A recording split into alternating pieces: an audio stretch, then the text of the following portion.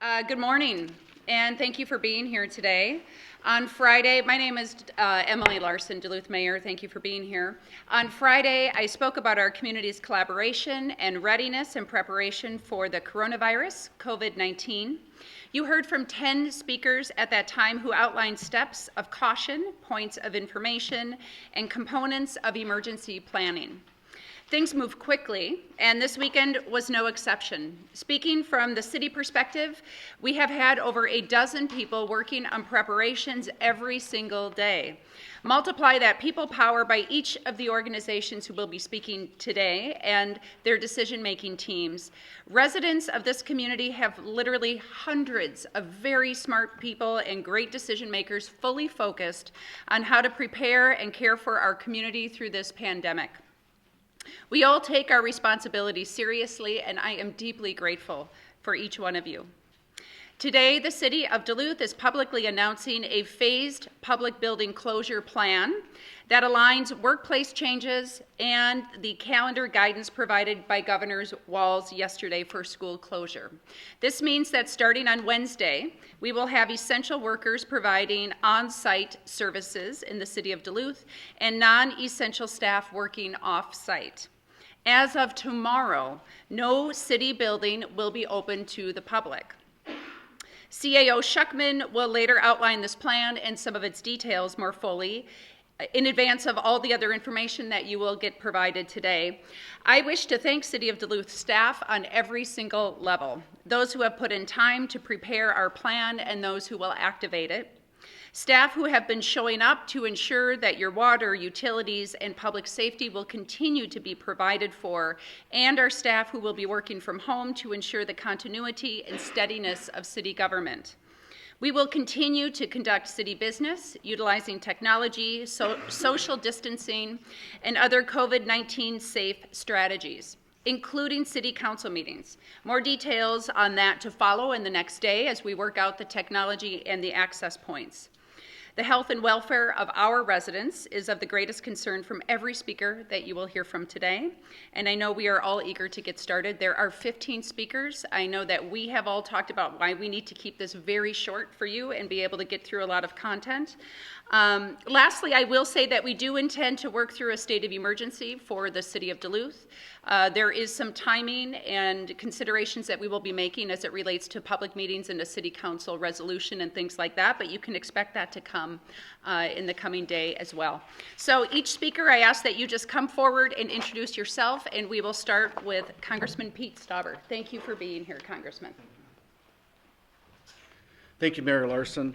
So I just want to give you a brief update from the federal government side. I want to reassure you all that the administration is putting the full force of the federal government into ensuring the health and safety of the American people are the priority.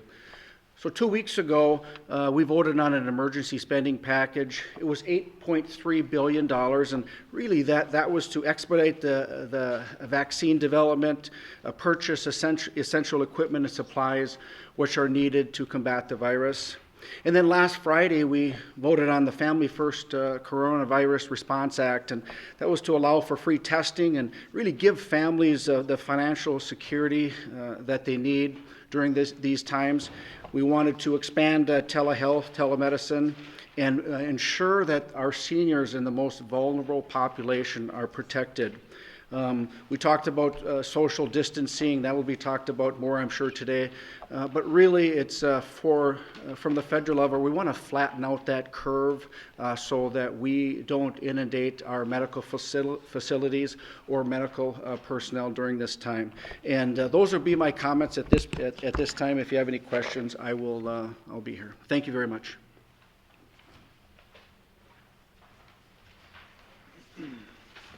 Thank you, Congressman. Noah Schuchman, Chief Administrative Officer for the City of Duluth. As the Mayor mentioned, effective at the end of the day today and starting tomorrow, city buildings will be closed to the public.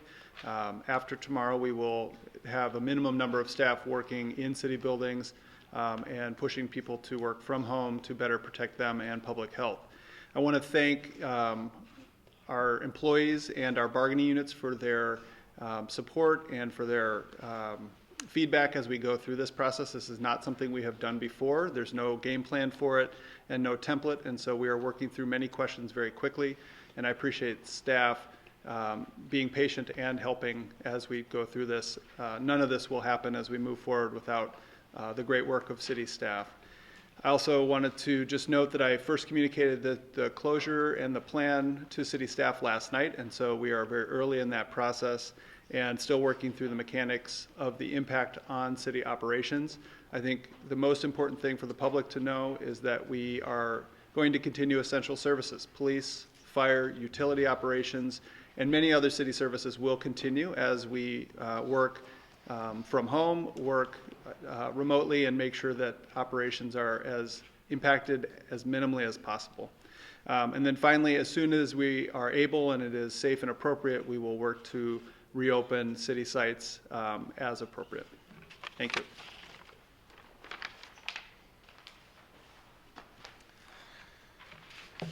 Good morning. I'm Shawn, Fire Chief and City Emergency Management Director. I just want to let you know that I'll be talking a little bit about two different aspects, what we're doing from a larger regional emergency management program, and then specifically kind of what we're doing with the fire department. So I've been in contact with St. Louis County Emergency Management and Homeland Security Region 2, which is essentially the Arrowhead region and does go down into Pine counties and Kanabec counties down towards the Hinckley area.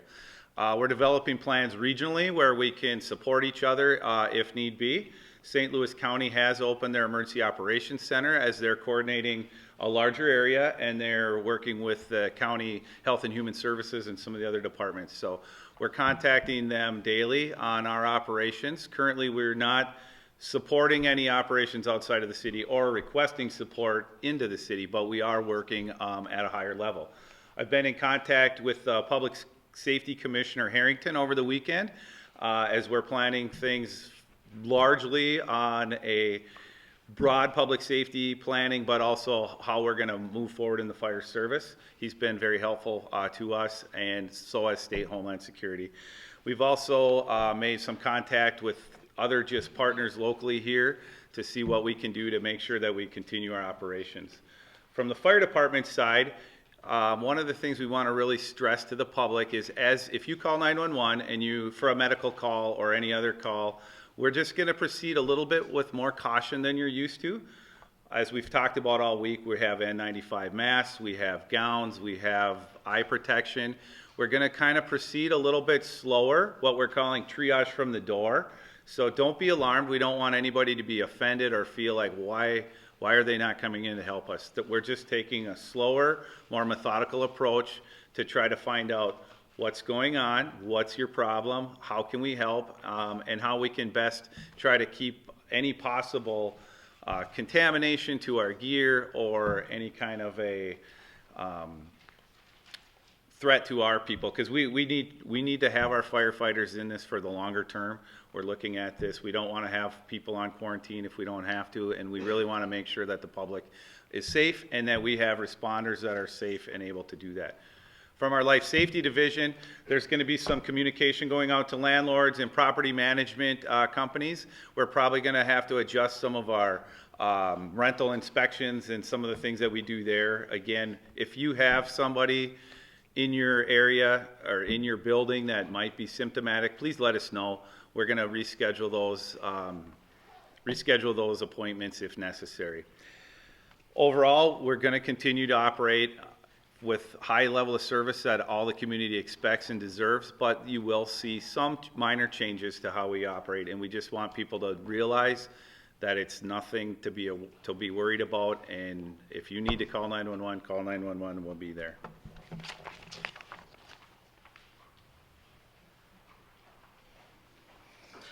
Good morning. My name is Mike Tusken. I serve as the police chief here in the city of Duluth. For us, our operations, I think always in the history of public safety, when things get tough, our people step up.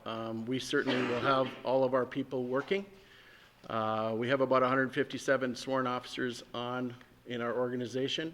We are well positioned right now to have every one of those people, including myself, be prepared to be first responders. How that first response will look will be a little bit different. For instance, we are going to use online reporting and telephone reporting for instances where there's not a urgency for us to respond. So for instance, if there's cases where there's no suspect, it's a after the fact report, we very well you may get a phone call, or we may encourage you to report online. Otherwise, for emergent situations, of course, we will have a full complement of staffing, and we will be ready and available to respond to any and all emergencies. So other than that, I think we're very well positioned to be able and ready to respond to the needs of this community. So thank you.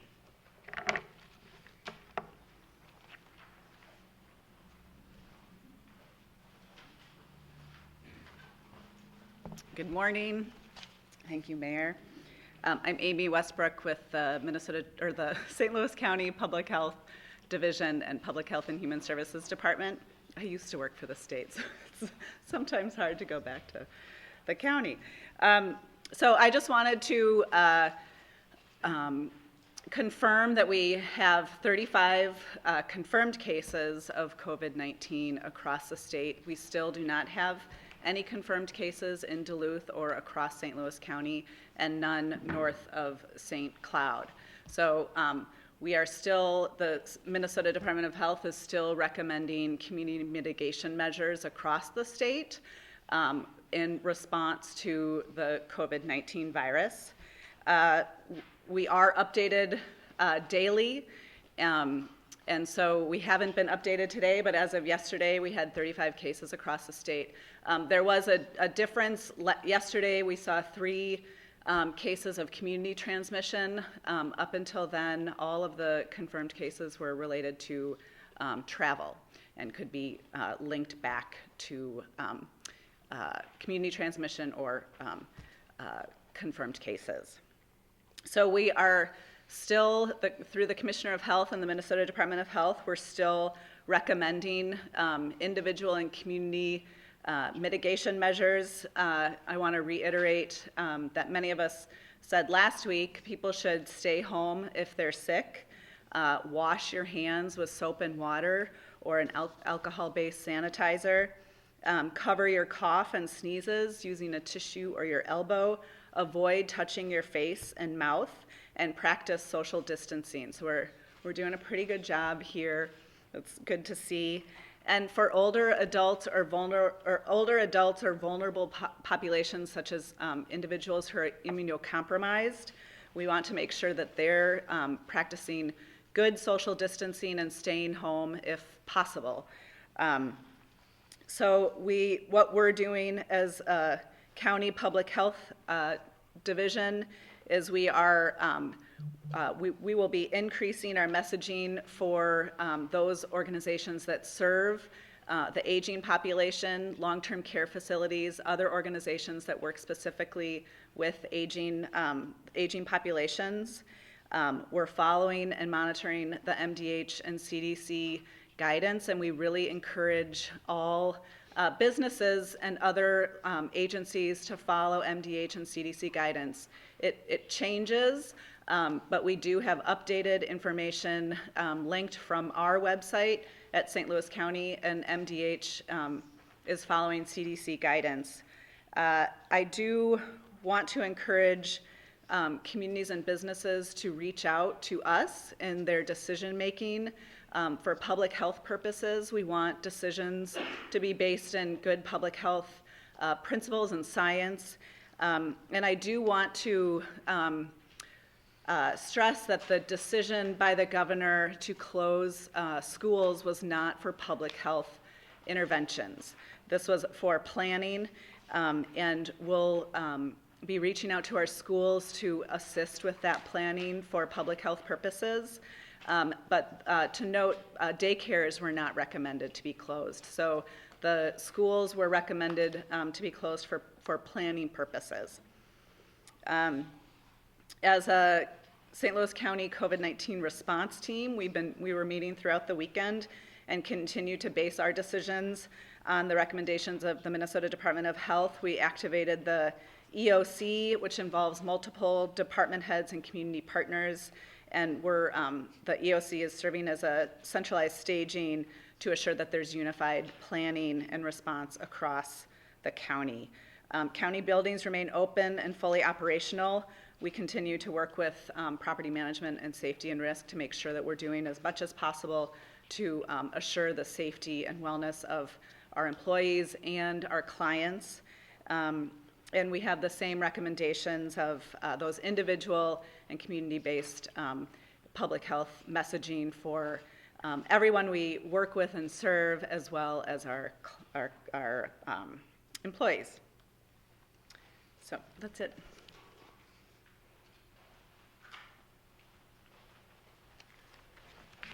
Good morning. I am Bill Gronseth, Superintendent of Duluth Public Schools. The Duluth school system has been working through the weekend and into the night, as many of our partners have, in our response to COVID-19 and our preparations. We're very appreciative of all the staff that have been involved and many of the partners that are in the room who we have been working with to provide services. These are certainly unprecedented, challenging times, and we're making plans and taking precautions with students and staff well-being in mind. We're taking guidance daily from MDE, MDH, and the CDC as we make decisions in the best interest of our students, our staff, our families, and the community. As part of the state's coronavirus response, Governor Tim Walz did order that schools be closed to students March 18th through the 27th, which the Duluth schools will be following. The purpose is to allow schools and districts time to plan for longer-term school closures. This includes plans for distance learning, distribution of school meals, and continuation of essential services. All ISD 709 employees will be reporting to work as usual on Wednesday to work together toward these goals along with our partners. During the short-term closure, we will continue to provide breakfast and lunch to students. The details of how this will look will be coming soon. We'll be working through the next 2 days to refine those details and get that information out as soon as we can. We're also working to provide childcare to ISD 709 families of healthcare and emergency workers, and to ISD 709 teachers and staff. A survey is going out today to assess our needs to help us in planning. So please be watching for communication on surveys coming out for that purpose. Our thanks to the Duluth Y for their part in planning for these services as we move forward. We will be continuing to communicate regularly as the situation evolves. Things are changing daily, and information is being posted on our website at www.isd709.org/updates. It is also being shared through email, automated calls, social media, the local media, and other communication venues. We have created a questioning email, COVID questions at isd709.org. We thank you for your support and your patience as we work through the details of responding to this situation. Please know that ISD 709 stands ready to do all that we can do to support our students, our families, and our community through this difficult time. Thank you.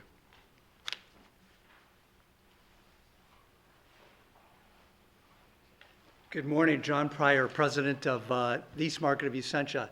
Again, I'd like to thank the Mayor's Office and all of you for this very important messaging for our community. And I appreciate the collaboration with our community partners, especially our colleagues at St. Luke's, Dr. Deelen and CEO Kevin Knuckles. So thank you very much. And I'm here today, by the way, with Dr. Prabhu, who's an infectious disease specialist, and Hildy Perla, who's the Director of Emergency Response, just in case there's questions for them afterwards. At Essentia Health, we're continuing robust preparations for COVID-19. So I'm going to provide you with a few of the updates since I met with you last. As we mentioned last week, an e-visit is a preferred method for patients to be initially screened for COVID-19.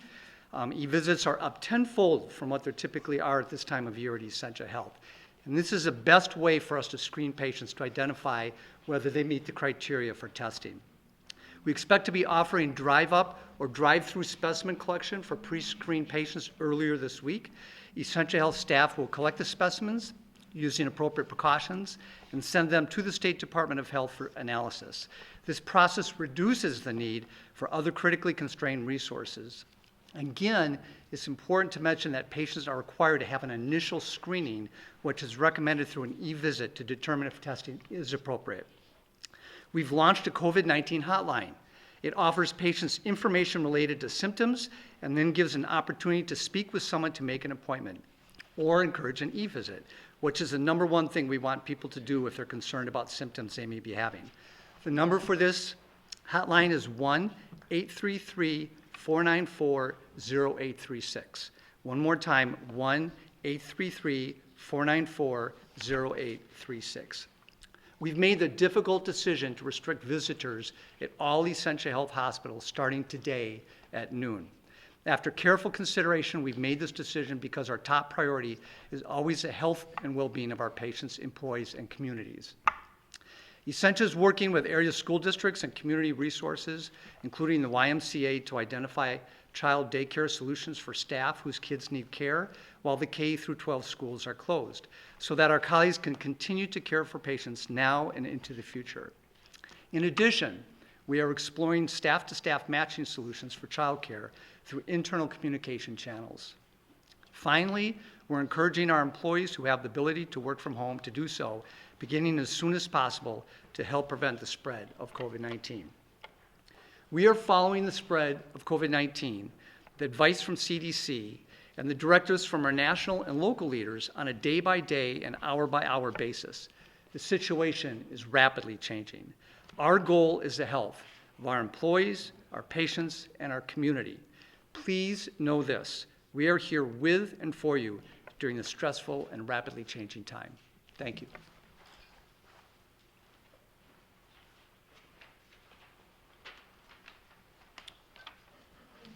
Good morning. Thanks, Mayor Larson.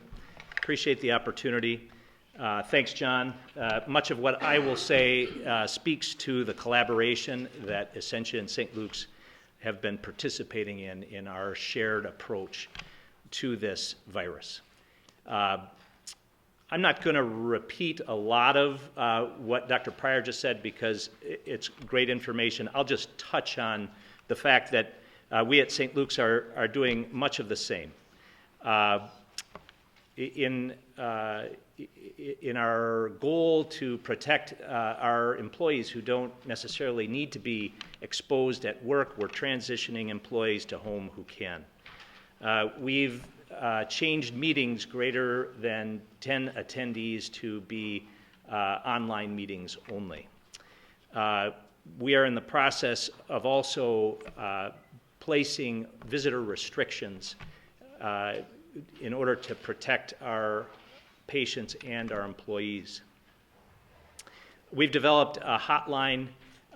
It will be operative later today. You can access it either by calling your provider, calling into urgent care, or the best way to do it would be to access it through our webpage. What I'd like to do for just a moment is address the testing situation. So we remain in the state of Minnesota in a spare resources environment regarding testing.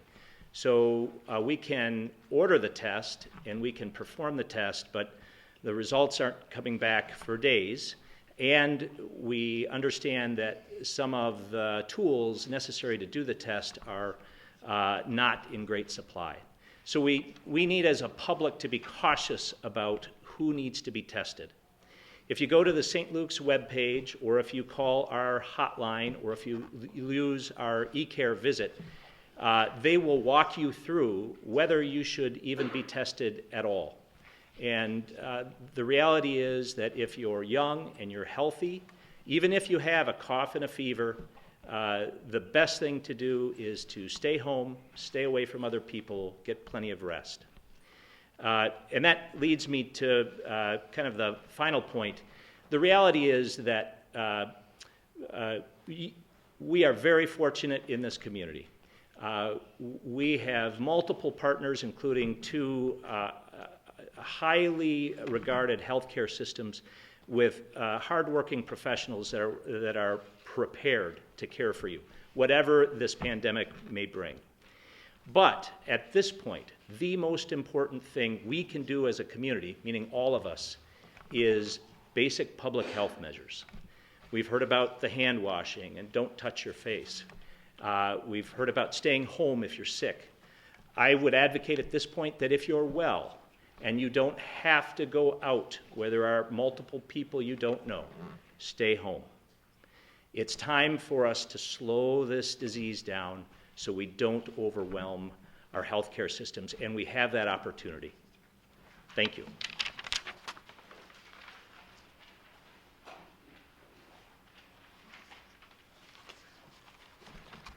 Good morning. I'm Phil Pumphrey, the General Manager of the Duluth Transit Authority.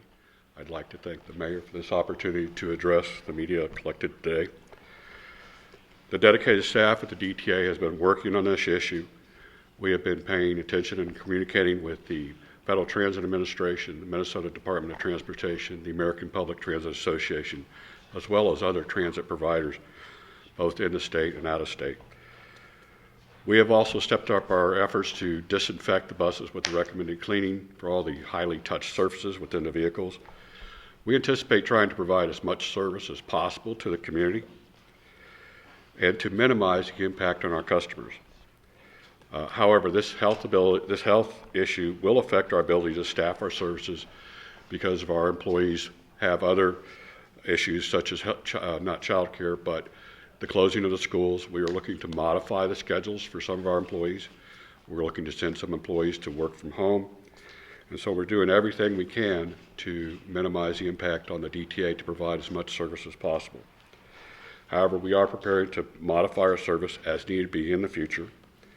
And one of the best places to get information is from our website, www.duluthtransit.com, and through other media outfits. We will be putting that information forward should we need to change our service levels.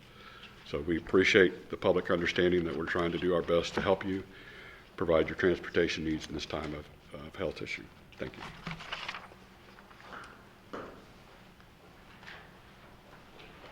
Good morning. I'm Amy Rutledge. Thank you, Mayor. I'm speaking on behalf of Minnesota Power and Superior Water, Light, and Power today. As we provided you updates on Friday, I just want to reassure folks that we are working our plan and our protocols to ensure the safety and well-being of our employees and our communities. And I want to assure the public that we have the appropriate staff in place to make sure that the lights stay on and that power keeps flowing to our region during this very critical time. We also recognize that during this challenging time that many of our residential customers may be facing financial hardship, and so I want to announce a couple of customer protection plans that we have put in place. Effective immediately, we are suspending all disconnections for residential customers who may be facing financial hardship. We are voluntarily extending Minnesota's cold weather rule through May 31st. That was to end on April 15th, but we have extended that and we will continue to assess the situation there. In Wisconsin, for Superior Water, Light, and Power customers, that winter disconnection moratorium has also been extended through the public health emergency. All other customers, we encourage you to contact us if you are facing payment difficulties, and we can work out an arrangement that will work for you. For the safety of our workers and for our customers, we are suspending all non-emergency customer site visits for the time being. And we will, of course, follow appropriate CDC guidelines when entering your home or business for emergency-related services only. Again, we want you to know that our talented employees stand ready to respond during this COVID-19 situation and to provide the essential services that so many of us count on and depend on to perform everything in our daily lives. Thank you again for your trust in Minnesota Power and Superior Water, Light, and Power as we work together to keep our communities and our families safe.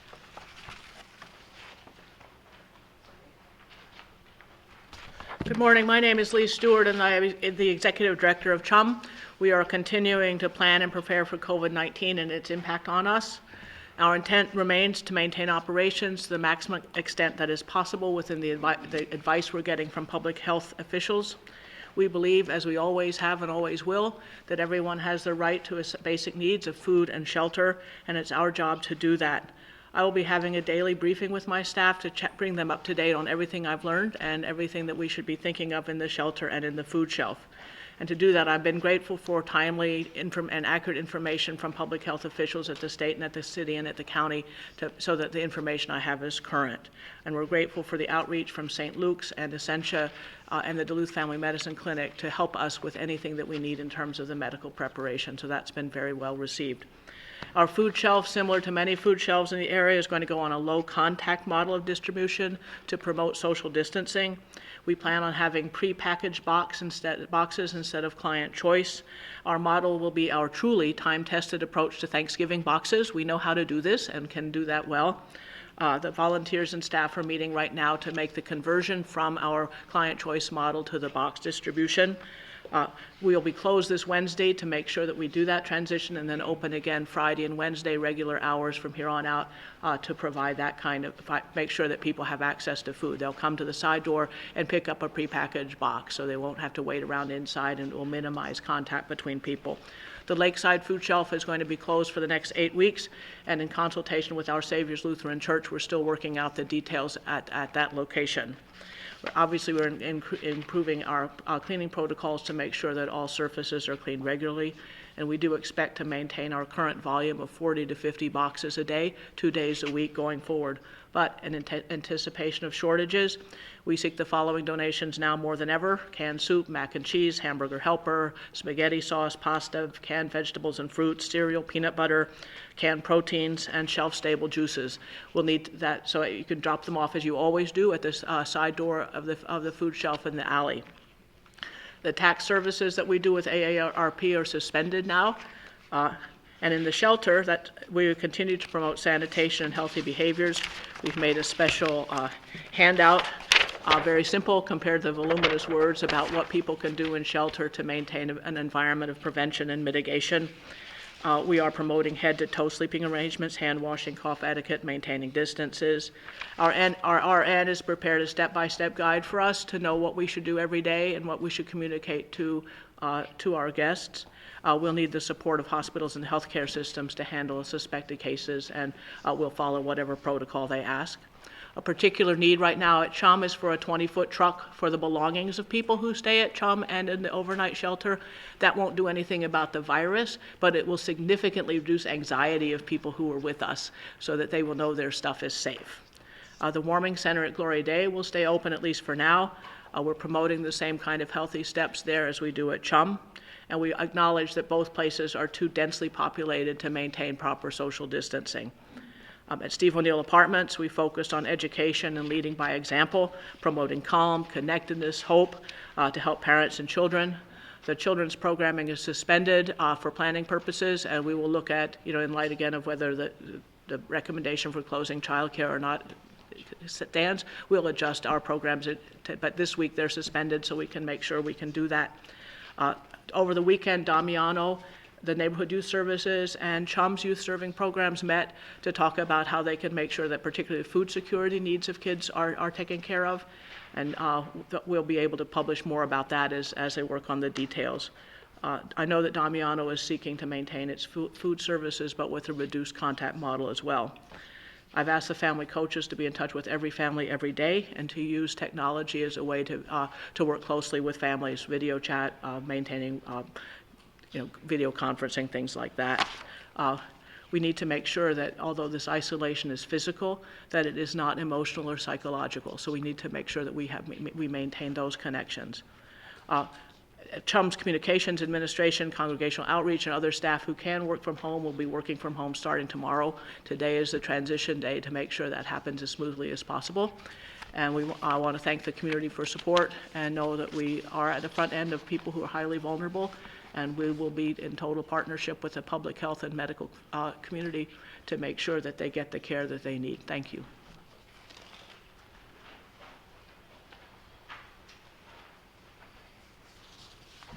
Good morning. I'm Shaye Morris, Executive Director of Second Harvest Northern Lakes Food Bank.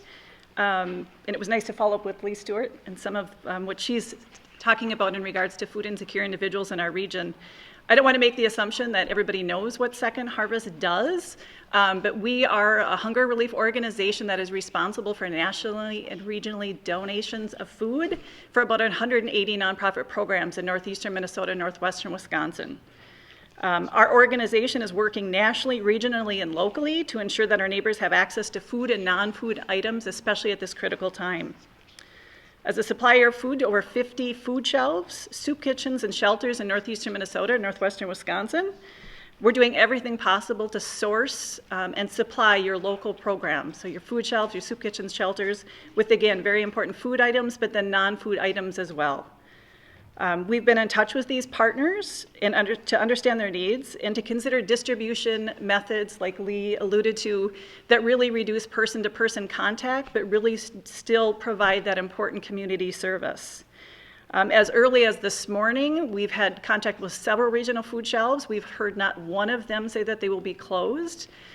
We do know that there might be changes in their programmatic efforts, meaning hours or days or format. So please check with your local hunger programs as you're out to visit them to see if any changes have been made. We're watching key legislation to increase funding and provide flexibility to federal nutrition programs, especially the school lunch program, which many of you have been asking about. We hope to partner and fill the gaps once we fully understand what is needed in our region. With a staff of only 17, our organization depends on volunteers for nearly a third of its workforce, as do many of our region's food shelves, soup kitchens, and shelters. Many of our volunteers are elderly, and we've asked them to remain at home. We've implemented heightened personal and facility hygiene and social distancing measures at our programs, as have many of our agency partners. And we are hopeful that we can continue our work with certainly a new, healthy, engaged workforce of volunteers, of course in small numbers. But that really will be needed and critical to our work with such small staffs in our region. Lastly, we'd like to thank the city, county, and state and other leaders who are continuing to place priority on our most vulnerable neighbors to ensure access of food and non-food items at such a critical time. Thank you.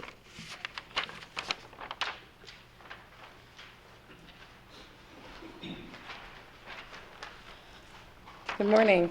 I am Sara Cole. I'm the CEO of the Duluth Area Family YMCA. Our YMCA has been proudly serving the Northland for more than 150 years, and we pride ourselves on being nimble and responsive to our community's needs. In order to best support our community, the Y will be redeploying key resources to support childcare and food access throughout the Northland. Beginning Wednesday, March 18th, our YMCA will be temporarily suspending fitness services and closing facilities in order to provide childcare for first responders, healthcare workers, and essential employees across our community in partnership with the city and the school district. Our early education centers will remain open. The YMCA has moved boldly toward community challenge for more than 100 years. We're proud to stand with our partners today and eager to serve our community through these times and the better times to come. Thanks.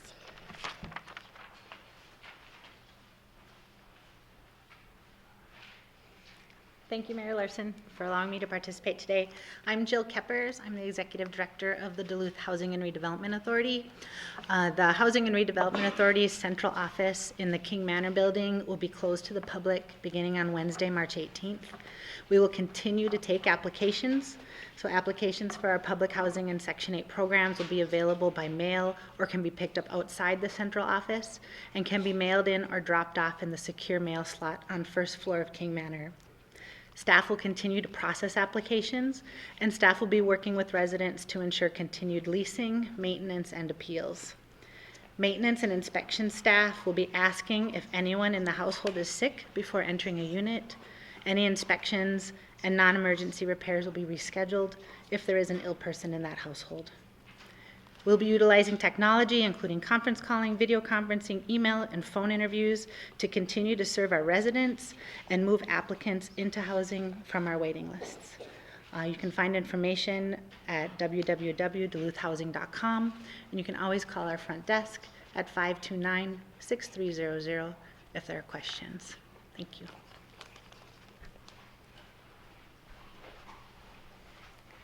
Hi, good morning. My name is Kate Van Daele. I'm the Public Information Officer with the City of Duluth. Just on behalf of the city, I want to thank all of you for being here and for tuning in today. Before we turn it over to questions from the media, I did want to provide one additional update. The fire department will be suspending our child seat clinics that we have every month. There's one slated for this Thursday. And again, we'll be keeping the public posted as to when we renew those classes, as they're a very important resource for the community.